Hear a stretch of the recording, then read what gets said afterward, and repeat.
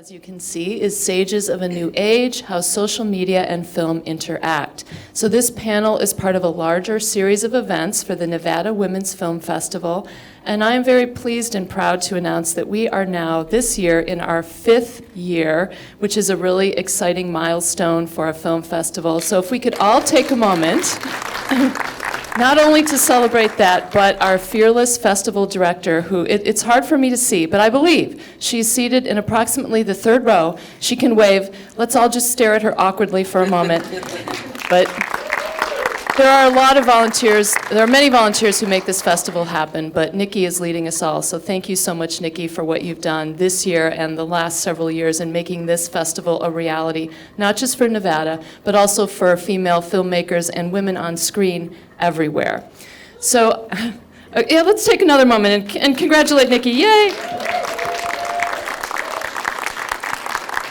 Okay, so in a new age of technology, cinema is constantly evolving, and social media plays a role in filmmaking in ways that we've never seen before. So today we have a panel of distinguished experts who will discuss the ways that social media and film intersect. So I'd like to begin by sharing a brief biography for each one of our panelists. First, we have J.J. Anderson, seated to my right.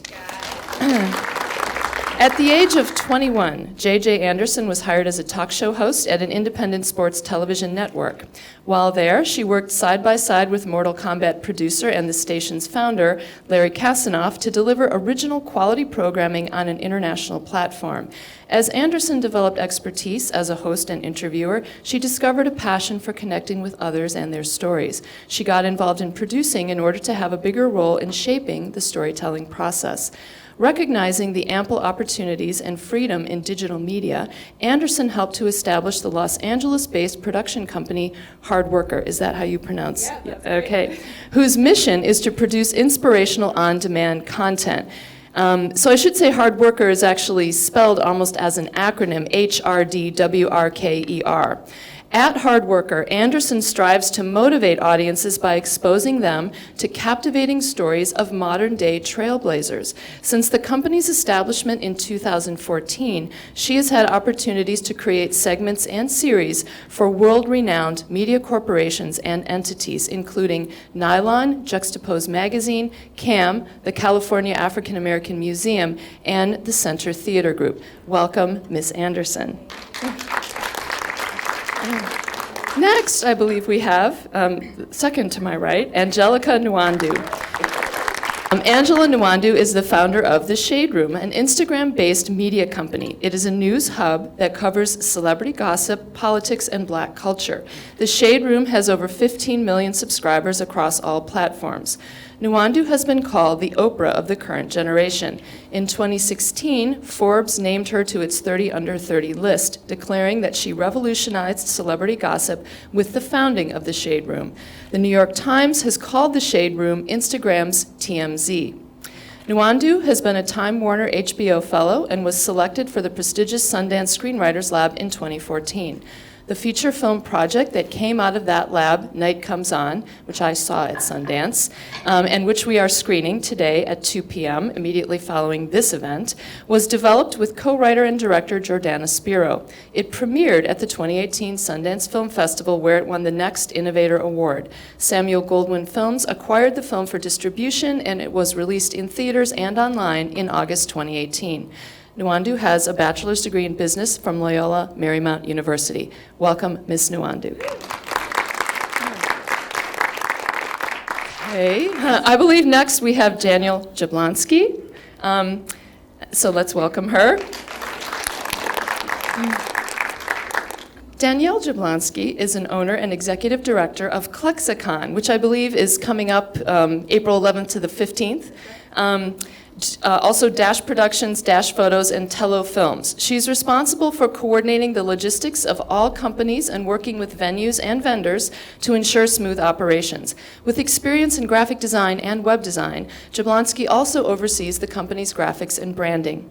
She is a founding board member of the Visibility Fund, a 501c3 nonprofit organization that aims to promote positive representation of underrepresented communities in media through making grants to filmmakers and media creators those who are creating content for TV, online media, or film distribution. She has worked as a marketing director at a New York City-based tech company and founded and was the executive director of Crux Climbing, a 501c3 nonprofit organization in New York City whose mission is to improve the physical and emotional well-being of members of the LGBTQ community through sports. Jablonski is a graduate of Yale University and studied cello in Australia, and she has performed in 5 countries. Welcome. Okay. Next we have Emily Skyle. Welcome, Emily. Emily Skyle is a former news anchor turned television host. As a news anchor, she realized that although she loved reporting what was going on in the world, she enjoyed telling the stories behind the headlines even more. Eventually, Skyle left the world of journalism and devoted the next decade of her life to writing. Her quick wit and storytelling skills landed her on the Chicago stages of Second City and I.O., and eventually brought her back into the world of television and film, both in front of and behind the camera. She strives to bring a refreshing, high-energy outlook to all her projects, whether she's hosting a travel show, writing and directing quirky screenplays and commercials, taking a short-lived spin as a home shopping host, or tackling a creative social media campaign. Welcome, Ms. Skyle.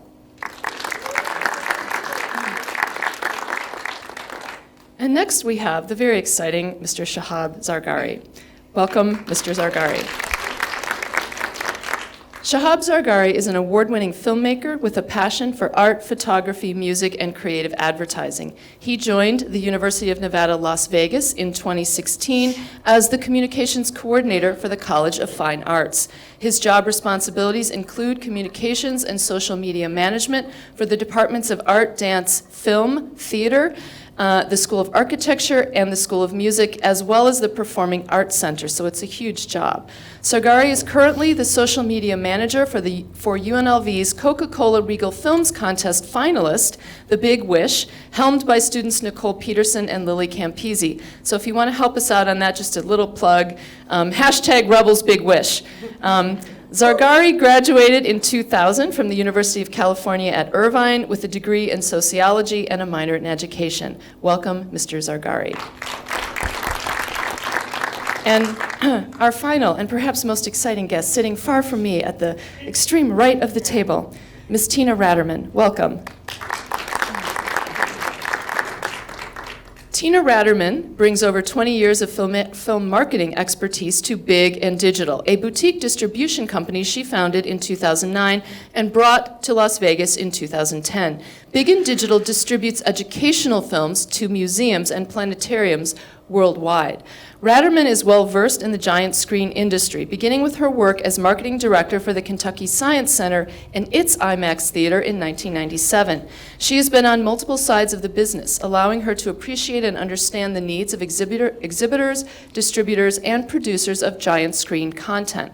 As a distributor for museum content, Big and Digital develops the key art, press kit, and overall messaging for a film intended for giant screens, so that theaters have a full toolkit when opening the film in their local market. Digital marketing and social media assets and activation have become an essential part of the toolkit for theaters and for Big and Digital as a distributor, helping to ensure a film's success. Ratterman is a native of Louisville, Kentucky, and earned a Bachelor of Arts in Communications from the University of Louisville. Welcome, Ms. Ratterman. Okay then, since this panel is about film and social media, it kind of raises the questions, what is film, what is social media, and how might they intersect? So let me just, if I'm bold enough, stand, and I know I'm going to be out of the frame now for the camera, but let me ask, does anyone in the audience want to tackle this question? What is film? What is it? Can anyone answer that question? I mean, it's kind of a hard question, like what is literature? There's not necessarily an easy answer, but what is film? We're just going to spend a minute on this. What is film? What is social media? And then we'll get into the expertise of our panelists to kind of talk about how they might intersect and, relate to one another. Storytelling? Yes. Films don't always have to tell stories, though. There can be other forms of films like experimental cinema. We may have some experimental filmmakers in the audience, so films can actually be structured more like poems. But storytelling is usually an important part of filmmaking. Most films do tell stories, and I think we as humans are very interested in telling stories in a variety of media, whether we're telling them orally, in writing, in films, in video games. What else? What is film? A visual art, yes. So we know it involves images. We know those images are usually moving. I mean, film came on the scene when people figured out how to make the images move, because prior to that we had still photography. So the big technical innovation was figuring out how to make movies move. So I would say that film is something like the art of moving images, just as you might say that literature is the art of writing. But beyond that, it's hard to say what literature actually is. You could take a recipe, and if you considered that artful, you could call it literature. You could take a letter that you'd written to someone and, assemble some of those and call it an epistolary novel. So in the same way, film it has multiple ways of manifesting, but usually it involves the art of moving images at some essential level. What then is social media? This is harder for me to answer because here I am moderating a panel on social media, and I'm not that adept with social media. So I admit that in front of all of you here today. But what is social media? If I'm talking to you now in person, is that social media? Lady Gaga said it was the toilet of the internet. The toilet of the internet. That's a matter of a subjective opinion, but yes, that could be true. If used inappropriately, of course. If used inappropriately, so like many other technologies or things that involve technology, social media can be used for social good or for perhaps a negative impact on humanity. But what is social media? I see a hand there. I believe that's Ms. Wittenberg. So it's social and it involves a network. How many of you have seen the film The Social Network? Not many people have seen it. About Mark Zuckerberg and his rise? Social network? See, I've at least seen films about social media, so that helps me a lot. So social media involves some aspect of technological sharing, so you're networked with other people. What you share can be quite varied. You might decide to share a short film. You might decide to share, your news about an engagement. So you can share all kinds of information, true and untrue, on social media. And in this day and age, social media and film are interacting, I think, in new and exciting ways. I mean, film and television. When television came in, movie executives were running scared because they actually thought the age of movies was over. But it turned out that television had a voracious appetite for film content. So it actually became a helpmate, and it assisted the film industry when it came in a big way in the 1950s. So what will this look like for this world in which film and social media coexist? Is this a symbiotic relationship? Now, I have a PhD in film studies, so this means I kind of come at questions from a scholarly perspective. So I have created some extra tough questions for our panelists, and I emailed those to them last night. And so now they have had like 24 hours to prepare their answers to these questions, but I'm going to put them up so we can all be thinking about them. Here is the first one. Notice how the question itself is 7 lines long. And I was really trying to edit myself there. Film and television shows are longer form narrative versions of moving image media that audiences select and consume deliberately, while social media experiences tend to be ubiquitous and ephemeral. So they kind of pass by us, impressions, engagement. Mr. Zargari has been schooling me in this lately as we mount our Big Wish campaign. How does that affect the impact and influence of each form? Is one kind of experience somehow more meaningful than the other? And if so, why? That's kind of the key part of the question. Is one kind of experience more meaningful? And if so, why? What are the advantages and disadvantages of film versus social media for influencing 21st century audiences? If we think back to the heyday of cinema, imagine, if you will, post-World War II, there were about 150 million people in this country. 95 million of them went to see a film every week. So film was the influential medium of the 20th century. Now I think that has shifted to social media. So what role does social media play in cinema, with cinema, together, maybe as adversaries? I don't know. So let's talk about now the differences in the experience and what the advantages and disadvantages of each might be. So first, I'm just going to go in order for our panelists, and I'm going to start with Miss Anderson. Oh, yay. Hi. Hi, everyone. All right, so unlike our lovely, amazing moderator, I do not have a PhD in filmmaking. I'm actually self-taught, so I'm going to keep it pretty simple. I think that the difference between social media and film is social media to me is more of a visceral experience, right? When you're scrolling, when you're absorbing social media, it kind of just goes into you. It's not necessarily that you're processing everything you're seeing on an intellectual level. So I think social media in that sense can have way more of an emotional effect on you, and you may not know why, right? So if you're curating your social media to be news heavy, to be documentary heavy, you might be scrolling for 15 minutes and then you walk away feeling very heavy and you just don't know why, but it's because you've been intaking all of this information. Whereas I think when you go and you make the deliberate decision to see a film, you're making the decision to participate and intellectually, digest what you're seeing. And I think that's gonna carry with you for a longer amount of time. It's something that you'll look back on maybe in 5 years with a loving memory. But it's not necessarily something that you carry with you every day. I don't think there's an I don't think one is good or bad, it's just different, you know? Is that? Brilliant, thank you. I think that the television, to me, television and social media is kind of like magazines and a book. Reading a book, right? So I think that when you go, when you're in the bathroom, you rather skim through a magazine because you don't go there to spend a lot of time there. You know what I mean? If you're like the idea of you bringing a book into the bathroom is just, you don't want to be there that long, right? And so I think that's the way. To me, that's kind of how social media is. We're so used to looking at our phone like this, right? And I'm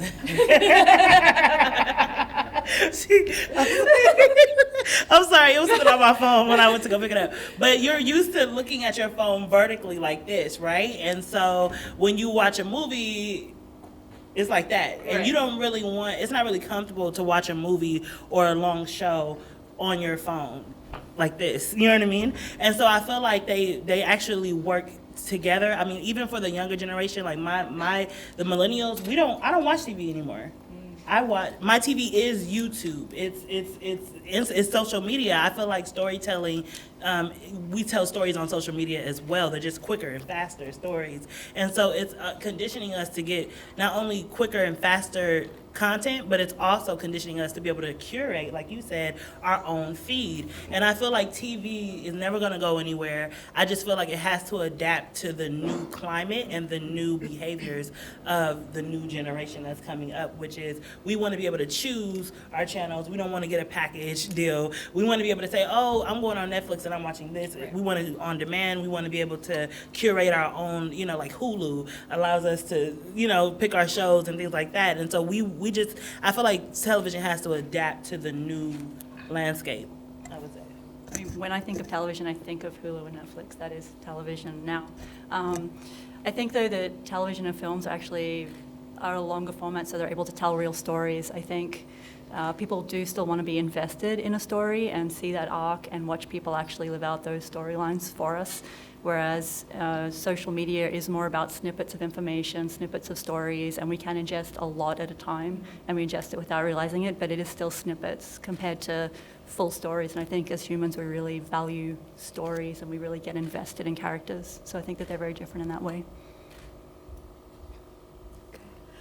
I think that both can have a profound impact. I think I have been scrolling through social media and seen a documentary that was 60 seconds long on Facebook that made me cry and then made me look into that topic, and then I go and get the book, or find a film. So I think what social media does for a lot of us is it may open our eyes to a new realm, a new topic, exposes us to something across the world that we wouldn't normally get to see, that maybe we would never make it to our theaters, and then helps us invest at a later date in learning more or getting inspired by the longer version of it. So I think they're very symbiotic in that sense that they, social media to me guides me to the books that I read. It guides me to the films that I eventually invest time in and seek. So I think social media is an aperitif, if you will, and then the film world is the buffet, and I like buffets. So, but I wouldn't eat at the buffet if I didn't know about it. So I'm grateful. I'm grateful for social media. I think as a filmmaker, when we talk about disadvantages and advantages, I think that nobody would know about my film if it wasn't for social media, and so I think it's a blessing, but I do know a ton of filmmakers that hate social media, hate that everyone has access to making films now and putting them online very quickly on a Facebook level or a YouTube level. I'm not that way. I think that's a beautiful gift that leads us to more. It lowers the barriers. Yeah, I think it's a beautiful gift. So I love how they work together. And I can't address television. I don't really watch it. I guess, like you said, my television is Netflix, not Hulu. I'll have to invest in that one later. So it's 7 lines, so I have a couple different ideas here to explore. So the first thing is when you, just to kind of set things up, when you think of viral videos, there's a small percentage of them where it was organic. 9 times out of 10, it's the brand throwing $1 million at that video to put that video in front of the specific type of person that would not only like it, but that would share it. Why? Because if Nike shares a video, that's a brand. I'm probably not gonna share that.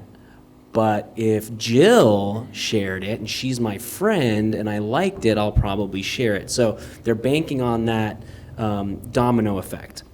A few years ago, I saw the head of marketing for Lionsgate.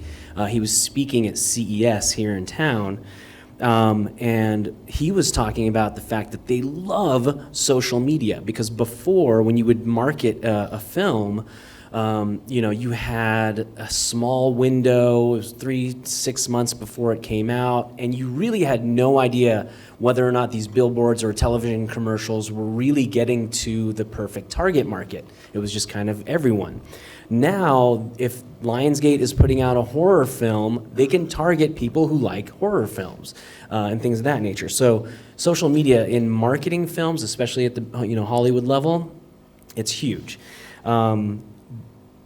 That's one of the ideas I was kind of toying with here. The other is fan content. So if you look at some of the more recent films, each of Jordan Peele's films, I mean, they love fan-created content and posters, and that in essence is free marketing that they didn't have to pay for, which I think is that's brilliant, and it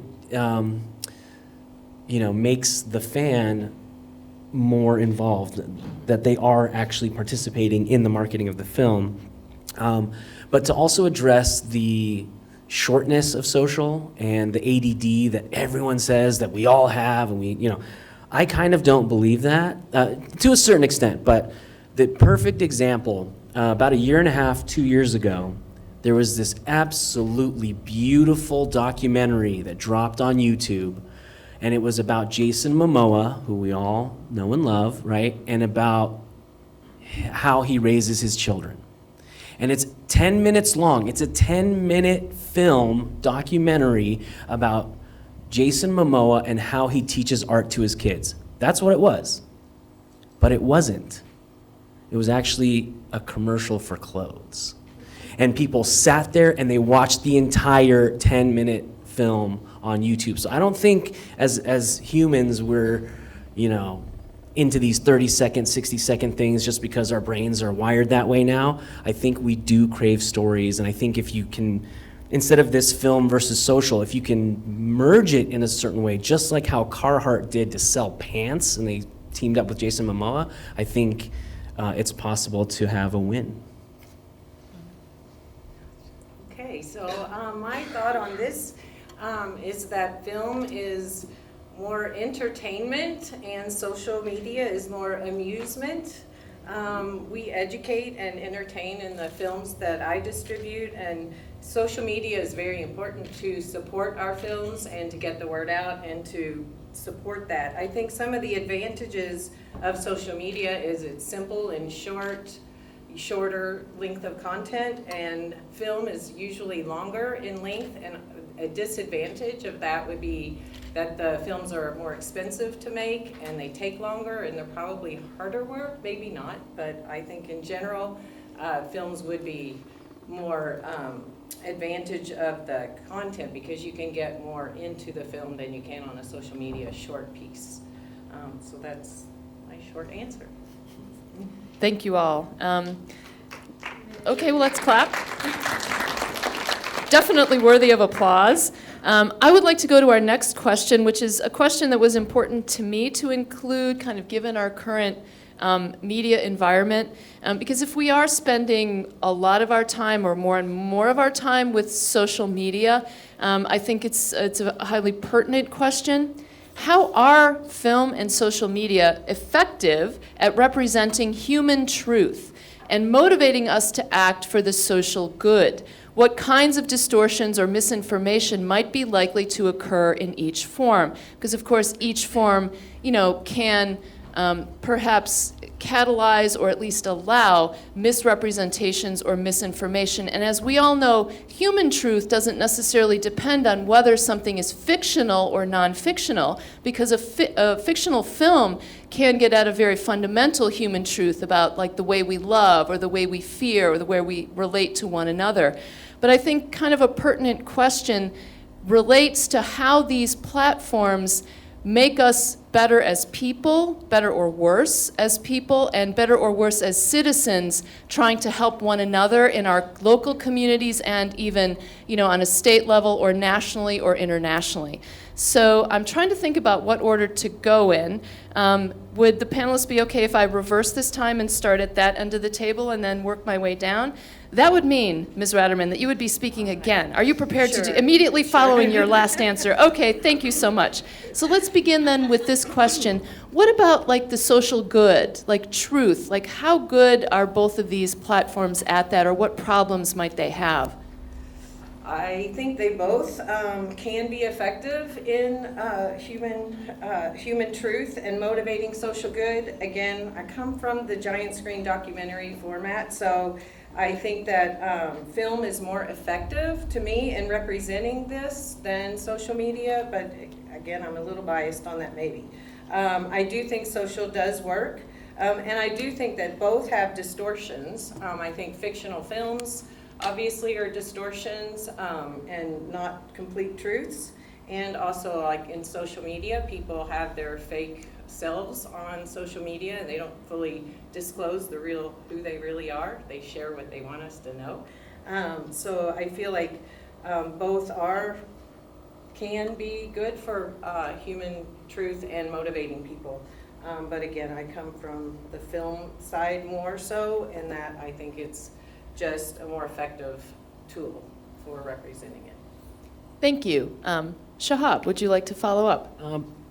Yeah, I think if you're here at a film festival, I think it's safe to say that everyone in this room, everyone at this festival feels that film is effective at motivating people to act.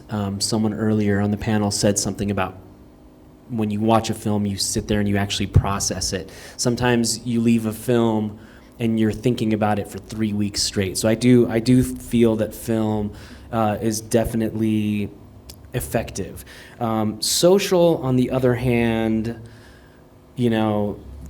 people get this ego when they're behind a keyboard and they like to troll, and I feel like that skews a lot of the quote-unquote truth. And occasionally, something that moves me can then be used as ammo for the opposition on social. Like, for example, the New Zealand terrorist that went through and had a camera on his head. that footage was spread all around the internet, and people who were very much on the left, it angered them, it made them want to get together and come together and unite.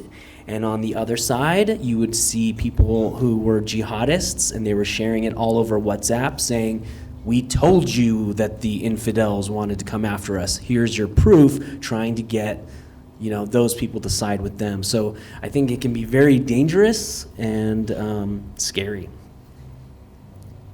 Thank you. Ms. Skyle. I think that both can be manipulative in beautiful ways and traumatic ways. I think that you can take a documentary and a film and have two different filmmakers with two different opposing sides. I won't say the names of the films, but there's one that is pro-surrogacy and one that is against surrogacy. And I attended a festival recently that screened both of them back to back. And I think that with film, you just have 2 hours to create your voice and messaging, and in social media you have 15 seconds, 30 seconds, 60 seconds, or a BuzzFeed article to create your truth and how it lands in other people's worlds. So I think both can be profoundly impactful and move us to change the world, and they can also be profoundly impactful and make us destroy the world. So I think both are equally dangerous depending on the hands that they fall in. That said, I like to look at more the positive, and I've seen movies and social media campaigns that have created entire new communities of activism and entire new communities celebrating people's truths. So I don't think there's a good or an evil. I think they're equally capable of being either. Ms. Jablonski. I think one of the benefits of social media is that people can share their truths more easily without the barrier of having to make a film, so that we're seeing more people's truths and more people's lives that people connect with versus there is still a barrier to creating a film or a web series. So the voices that are heard and the truths that are being told are a little more limited in that sense. I think one of the great things about social media is that it has such great potential for good because people act immediately. You see something on social media, you can click on it, go straight to take an action. Versus when you go see a film, you do tend to sit with it and stew about it and think about it, and then you might take action, but it's not as immediate. So social media has the benefit of being able to get people en masse to do something good immediately, which I think is pretty cool. Good point. I have to second that. Social media is great at mobilizing people, and it's great at getting to the truth. I know one of the questions is the democratization of social media, of media through social media, and just having a media company myself, I know there was a time when it was announced that the mayor got rid of the bottled water service, the free bottled water service in Flint, right, Michigan, and he was like, the water problem is no longer an issue. And then I call our audience roommates, that's the name that I've given them. And our roommates from Flint, Michigan were sending us videos of their water quality, and it was still very bad. And so, there was things like that, or there was the Vegas shooting. There was a Vegas shooting, the country music festival. And October 1st, yeah. Yes, yeah, and we, I know that ABC and all the news networks were there, but we had direct access to the people that were there, and so we were able to get an idea of what was going on even before the news got there, right? And so for me, I feel like there's a lot of truth that can come from social media. People have to be more responsible with what they say and things of that nature. And like you said, people are getting together, new groups of activism. I just see the beauty in social media, lower barriers of entry to content. You know what I mean? Like we can shoot something on our iPhone and post it on YouTube. It's a beautiful thing because it gives more creators access to a platform in which they can create content. Just really quickly, when you were talking about how they work together, there was this trailer for, I don't know if you guys have seen it, for like a new Fresh Prince of Bel-Air movie. Did you see it? It went viral, right? and then it led me to watch the full trailer. But I don't even think that they had the resources to make that movie. But now that all of these eyes are on it and that it went viral, now they're getting all of this investment and backing to be able to put that movie out. And so I just see the good in social media. There's so much good there. Yeah, I really loved what you said earlier about social media kind of being the appetizer and then film being the buffet. And I think that's true in this case as well. I kind of see social media as being like there's a hint of truth.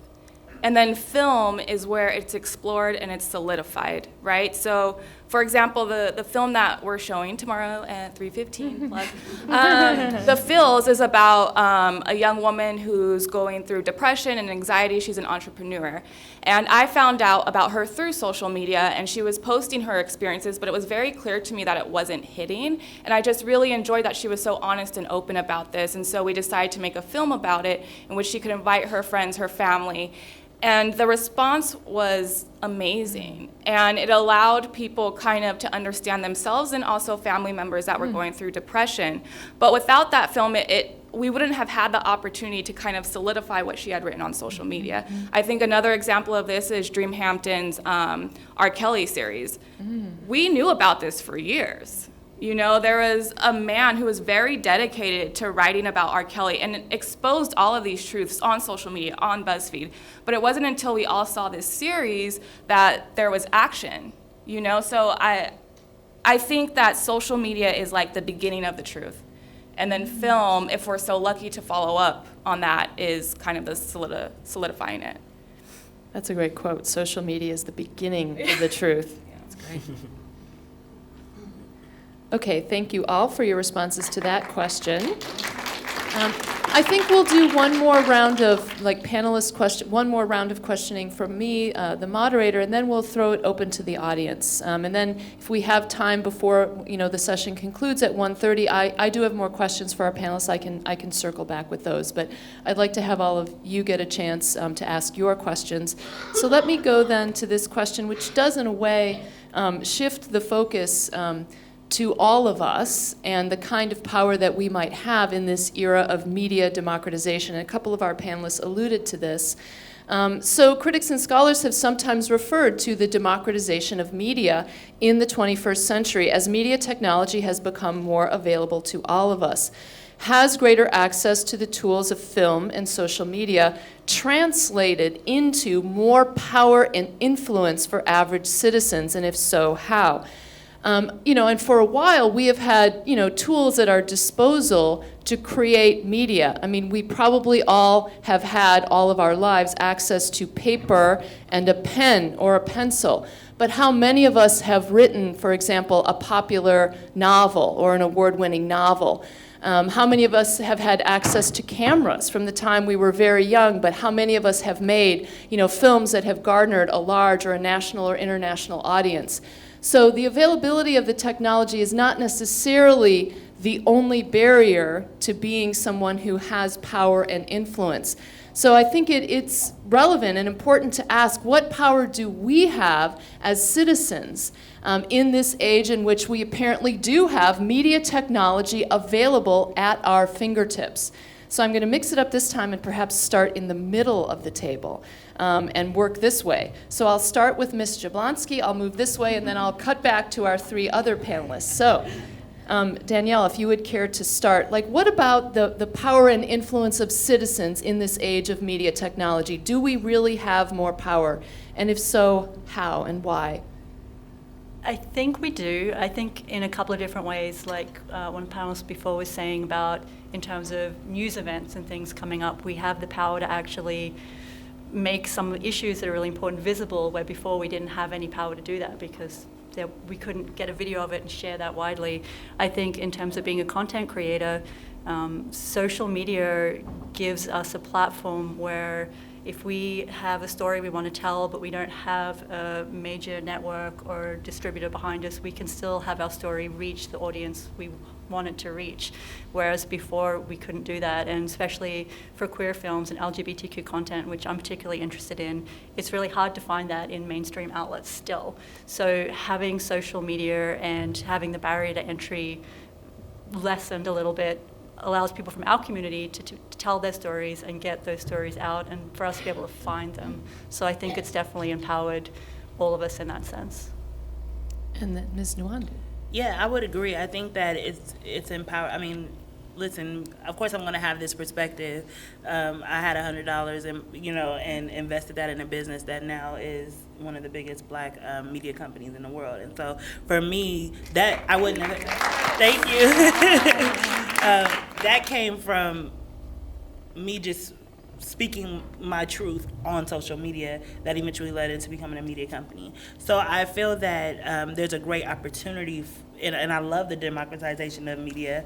At the same time, like I said, with the news stories, I think it was problematic to have all of our news sources come from just the news stations that are owned by 1% of people, the 1%, or just getting all of our news sources from people, networks and platforms, rather than being able to, now we have a more holistic view of a story, right? We get the people on social media and their views, what it really was, and so I feel like it kind of checks traditional media to make sure that they're being honest and more straightforward with their content. But at the same time, it could be problematic because now so many fake things are shared on social media. I mean, there's so many stories, especially Facebook. I mean, there's so many stories that I'm like, this isn't even a true story, that's being circulated, and people are believing anything. And so that's the downside. But I think there's a downside to anything, right? And so I like it. I'm in favor of it.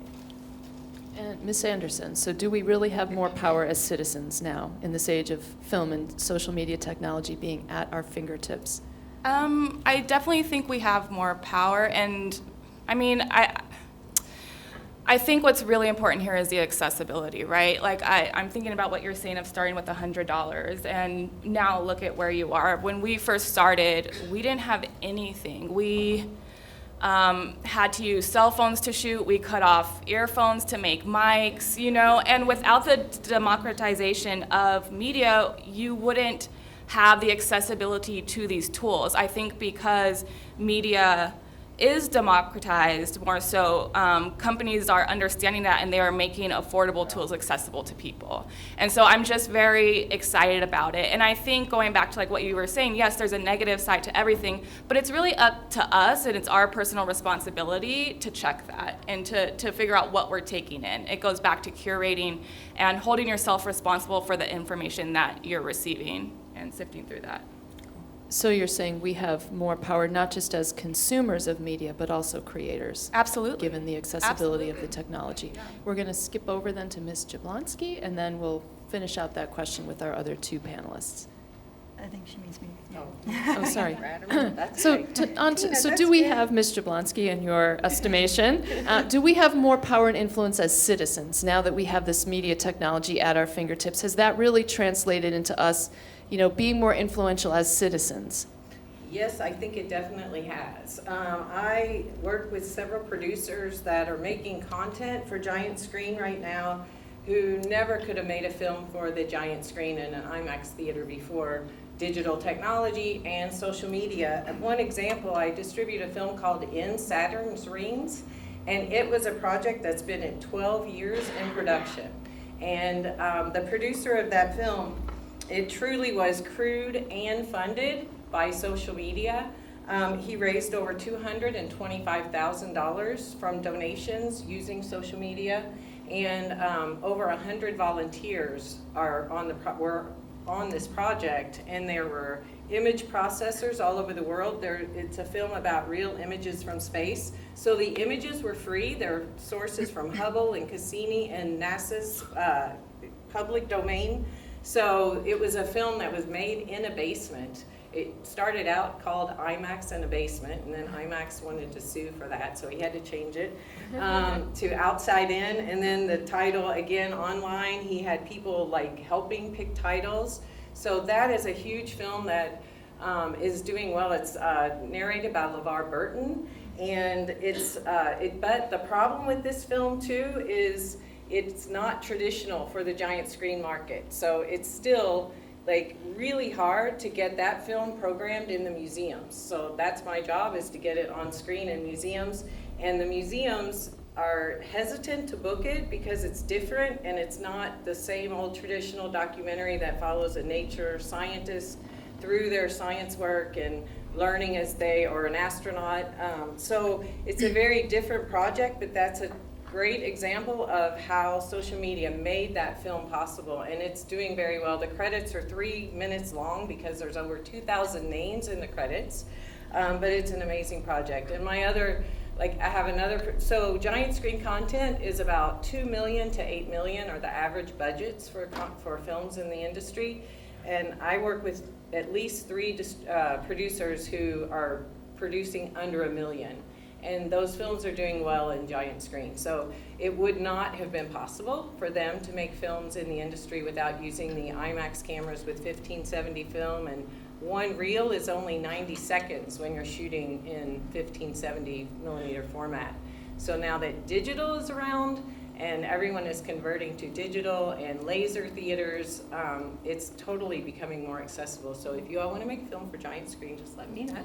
But it's totally more accessible for people who want to make films. Can you take a moment and just explain for our audience the difference between like traditional films and IMAX and how that's a widescreen format? Sure. So 1570 film is a horizontal piece of film. And it would go horizontally through a projector, not vertically through a 35 mil, and it's 10 times larger than 35 millimeter film. The content is 40-minute runtime, so the traditional film is a 40-minute film, 40 to 45, because the museums change every hour. And now it's even becoming more complicated because some museums, like Museum of Science and Industry in Chicago, want 24 or shorter content so that they can change it on 30-minute turnover every 30 minutes.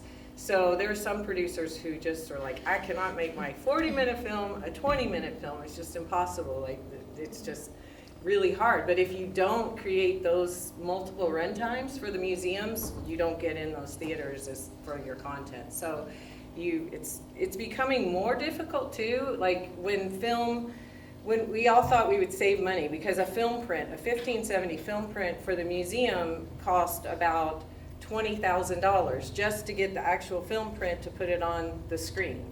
And it's a lease for about $20,000. So when it became digital, now we send files on hard drives to the theaters, and it should save money and be easier. But now there's multiple formats of digital format, plus we still have film theaters. So it's actually more complicated right now for distribution. But most of the dome film theaters, which there was not a solution for domes in the giant screen till recently, they're finally converting to digital. So now that they're converting to digital, it should be much better when we don't have film anymore, because it just complicates it. So IMAX is an expensive technology, and it's still expensive, whether it's shot on film or digitally, or exhibited on film or digitally, which is what you're trying to explain. So thank you so much. And it is exciting that people, using social media funding can actually make an IMAX film. Like, that's something really new and unprecedented. All right, so we have 2 more people to wrap up on our final panelist question, and then we're going to throw it out to the audience. So, Mr. Zargari, what would you say? Do we as citizens actually have more power and influence in this age of accessible media technology? So I think YouTubers are proof that yes, we do. There are people who make tons of money, and they have, a tiny little camera, maybe one light. So I think the answer is yes. And, the fact that certain people, critics and, scholars like it or they don't like it. I think it's amazing. I think about myself and how growing up, what could I have done with this? This thing shoots in 4K, and again, I think the more sophisticated you get at filmmaking, you realize that glass matters, you realize lights matter, and sound. Those three things you can't live without. But if I had this at 12, where would I be now, right? But then also, as far as distribution is concerned, all these years, of shooting shorts, they would just live on my Vimeo channel, and that's basically it. The short that we shot a year and a half ago, it's on Amazon Prime TV now. Like, they are now accepting shorts. Like, that's awesome. People are sending me DMs while they're live tweeting, watching the film, and I'm just like, this is insane, So I think it's awesome. And then wrapping up with you, Ms. Skyle, do we as citizens have more power and influence in this age of accessible media technology? 100%. I think you can find inspiration, and you have the ability to do it. Not only do you get to see other people in your peer groups tackling film and it helps you go, maybe I can do that, but then you can also turn to social media to learn how to make a film, from basic sound equipment and what type of camera should I buy for the budget that I have. There are leagues of videos and tutorials that are available. So I think, yes, we're very, very capable now and much more powerful and empowered to do it. The best example I have personally is a film that I made that was about this. It was inspired by the Brock Turner trial, something that I learned a lot about and was reporting on. It made me start reaching out to women. It was at the same time the Me Too movement was happening, and we came together. I had 528 women share their stories with us. We made a short film and titled it #NoMore. And I will never take credit for the No More campaign that ended up occurring, but there's over 400,000 women there now. We've had 6,000 women share their stories with us. So it definitely went on a journey. The fundraising went on a journey. Those were all things that would have never happened if I wasn't able to do a Kickstarter campaign online, if I wasn't able to see how many women needed this particular type of story shared, and the process. So not only did it create a social justice, it also created a social movement, and it was started from somebody like myself that really wasn't a filmmaker, but was around the world of film for 30 years. It gave me the courage personally to share a story. So I think it's incredibly empowering and literally life-changing for myself personally, and the 300 people that donated their time to make the movie. It was a cast and crew of over 300, and the film was made for $5,000. I don't think that exists without social media and inspiration. Thank you all. This question of confirmation bias, or this issue of confirmation bias, is an important one. I think we could all be subject to it. Are we all just looking at things that we already choose to believe? And we've always been able to do that in deciding which films or television shows we're going to screen or watch. All of the video on demand services are trying to show us things that they think we have, things like what we have already seen. On social media, we can unfriend people who don't agree with our opinions. So it's kind of an ongoing question. How is this affecting our world? The tendency that we seem to all have as humans to want to listen to things, look at things that we already believe. Like, are we still challenging ourselves in this environment of great selectivity in terms of what we're willing to look at on a daily, weekly, or annual basis? Will you tell us your name and your comment? Sure. My name is Tamar Pixley Smith, and I'm a filmmaker and a writer, but I'm also a mom, and I have a son with special needs. He has Down syndrome, and through social media, I've been able to connect with people all over the world who also have children with Down syndrome, and be able to have conversations I wouldn't be able to have, in a room like this, right? So I think that selectivity that we're talking about that can be a problem, it's also a really powerful way to build a community, and communities are how we accomplish things and how we make connections and get information. And all of this film, social media, everything. It's all about information and community and relationships. But I guess, and maybe I'll just shift into asking the question is like, what is our responsibility though, as content creators, as people with voices, to think about the impact that we're having on the world and I don't know, like how we're shaping our world using this medium.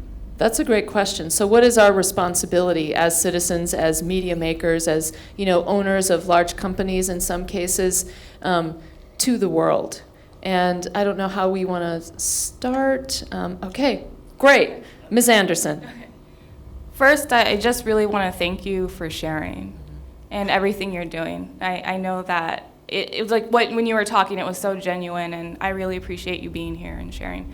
And I'm just going to keep it simple and say that as long as you're not hurting anyone and you're speaking your truth, you're doing your job.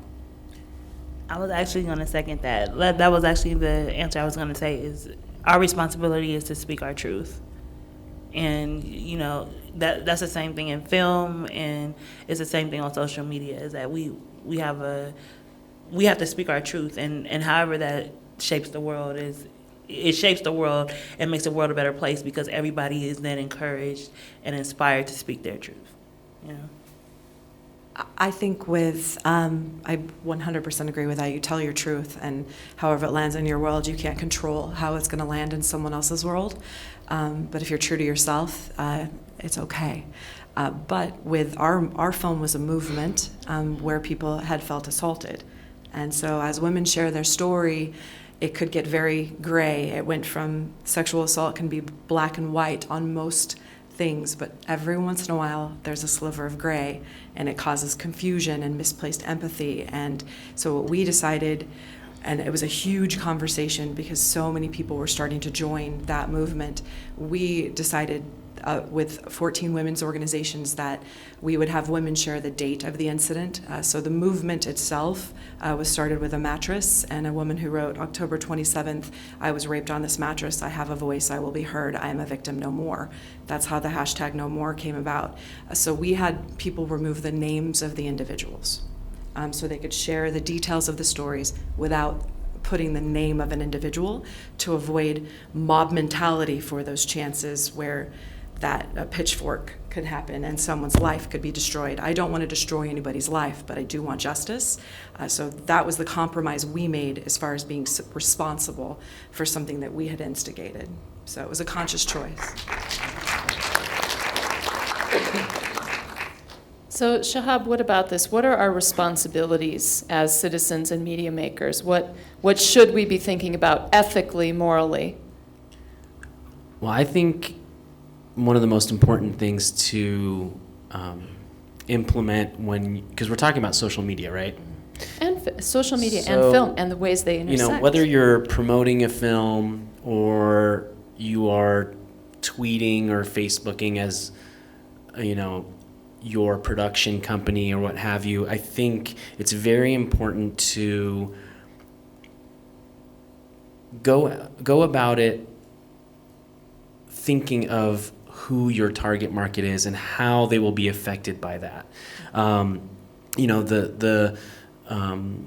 story that comes to mind is the James Gunn story, right? When he was a young whippersnapper, shooting off jokes, was he thinking about, and at that point he was already in television. Yeah. He was already, a part of this Hollywood system, so I would just urge you to, social is fast and it's quick, think about the different people that are reading what you're putting out there, that are seeing what you're putting out there. And if there's something that comes up, that kind of ruffles your feathers, don't delete it. There was something, so again, I manage the social media for all 7 academic units of College of Fine Arts here at UNLV.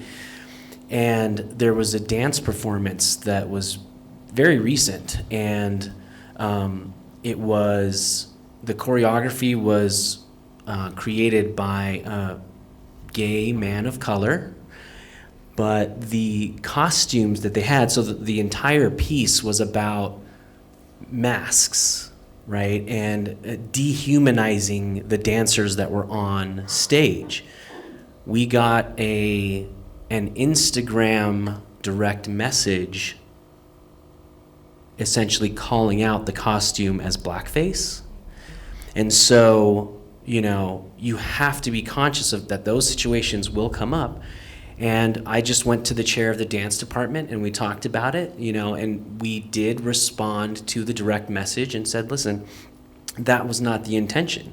The intention was masks, and the masks that, essentially make someone anonymous. So it could have been a cover, it could have been, a ceramic mask, but they just decided to costume it, and it's almost like a ski mask, right?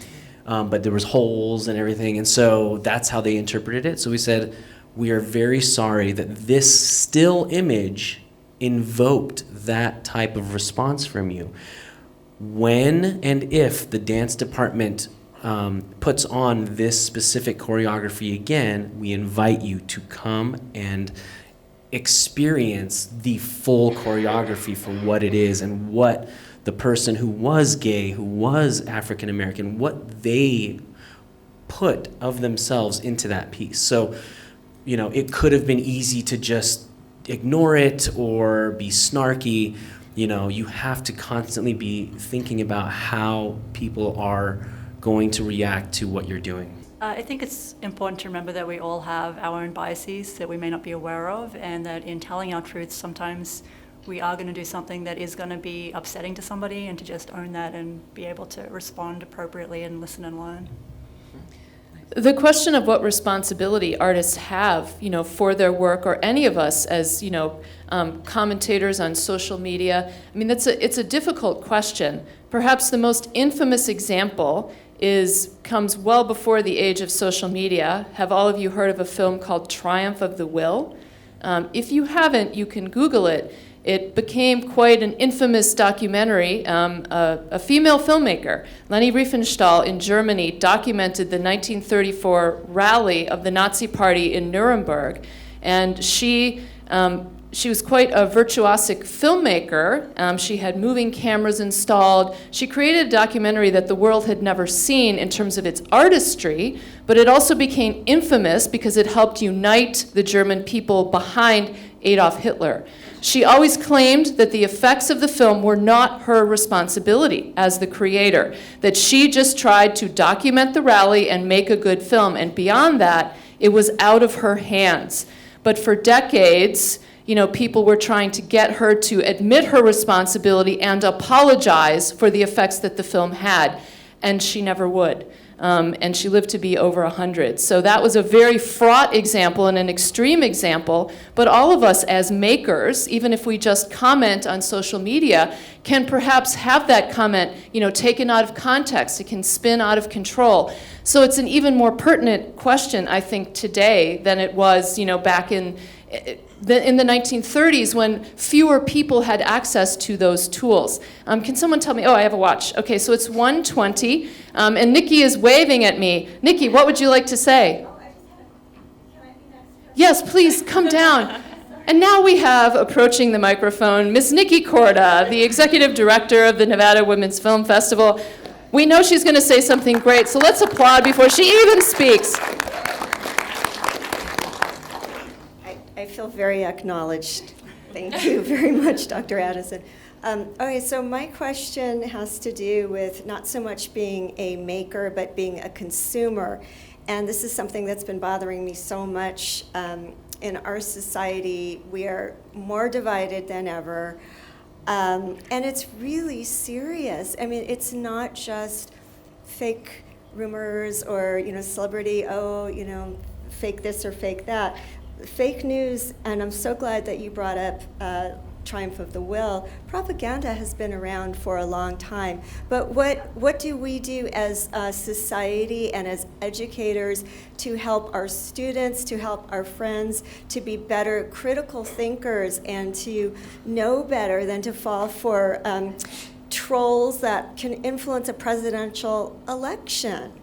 Or one phrase used on Twitter, for example, crooked Hillary, and just to not to get too political, but to bring that up as an example, if you just label someone in a simplistic way, that can have effects. And I'm not trying to be political either, but I think it's pretty well established that the Russians did hack our election. I think everybody knows that. So that's so important. How do we educate people instead of thinking of as makers, but as consumers? How can we be critical consumers, of media, whether we're talking about film, television, video games, social media, and sorry, Ms. Corda. And also to talk, as Craig said, as consumers, how do we talk to the people who are probably good people too, but have been given so much misinformation that of course they believe the opposite of what we do because they're rational too, but they're going by another set of facts. Have we lost the art of critical thinking? Like, how do we apply critical thinking to something that is as slippery, as ephemeral as social media? Because things can spiral so quickly out of control. So, Ms. Johnson, critical thinking, how can we do it? How is it possible?